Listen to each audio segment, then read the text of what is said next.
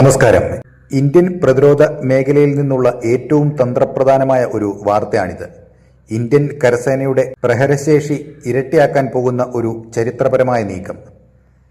ലോകത്തിലെ ഏറ്റവും വേഗതയേറിയ സൂപ്പർസോണിക് ക്രൂയിസ് മിസൈലായ ബ്രഹ്മോസിന്റെ 800 കിലോമീറ്ററിലധികം ദൂരപരിധിയുള്ള പുതിയ പതിപ്പ് സ്വന്തമാക്കാൻ ഇന്ത്യൻ ആർമി ഒരുങ്ങുകയാണ്. എന്താണ് ഈ നീക്കത്തിന് പിന്നിലെ ലക്ഷ്യമെന്നും ഇത് ഇന്ത്യയുടെ പ്രതിരോധത്തിന് എത്രത്തോളം കരുത്തു നൽകുമെന്നും നമുക്ക് പരിശോധിക്കാം.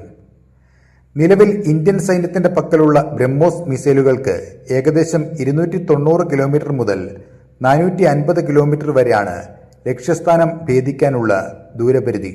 എന്നാൽ പുതിയ കരാറിലൂടെ ഇത് 800 കിലോമീറ്ററിന് മുകളിലേക്ക് വർദ്ധിക്കുകയാണ്. അതായത് ശത്രു രാജ്യങ്ങളുടെ അതിർത്തിക്കുള്ളിലേക്ക് കയറാതെ തന്നെ വളരെ ദൂരെയുള്ള തന്ത്രപ്രധാനമായ കേന്ദ്രങ്ങൾ തകർക്കാൻ ഇന്ത്യൻ സൈന്യത്തിന് ഇനി സാധിക്കും. ശബ്ദത്തേക്കാൾ 3 ഇരട്ടി വേഗതയിൽ സഞ്ചരിക്കുന്ന ഈ മിസൈലുകൾ ആധുനിക പ്രതിരോധ സംവിധാനങ്ങളെ വെട്ടിച്ച് ലക്ഷ്യസ്ഥാനത്ത് കൃത്യമായി പതിക്കാൻ ശേഷിയുള്ളവയാണ്.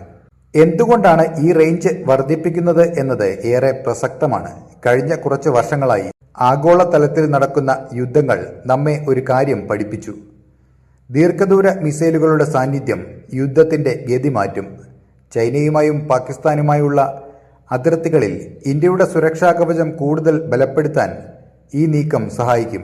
പർവ്വത നിരകളിലോ മരുഭൂമികളിലോ എവിടെ വേണമെങ്കിലും വിന്യസിക്കാൻ കഴിയുന്ന ലാൻഡ് അറ്റാക്ക് പതിപ്പുകളാണ് സൈന്യം വാങ്ങുന്നത്.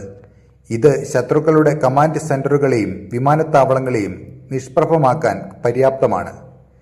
ഇന്ത്യയും റഷ്യയും ചേർന്നാണ് ബ്രഹ്മോസ് വികസിപ്പിച്ചതെങ്കിലും ഇതിന്റെ ഭൂരിഭാഗം ഭാഗങ്ങളും ഇന്ന് ഇന്ത്യയിൽ തന്നെയാണ് നിർമ്മിക്കുന്നത്.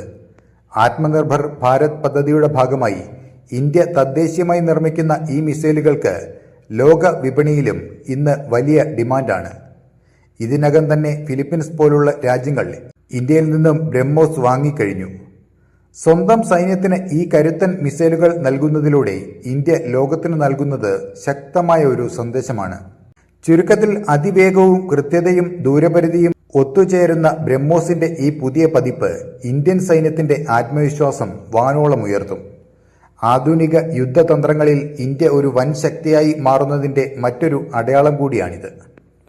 അപ്പോൾ മറ്റൊരു വാർത്തയുമായി വീണ്ടും കാണാം. നന്ദി.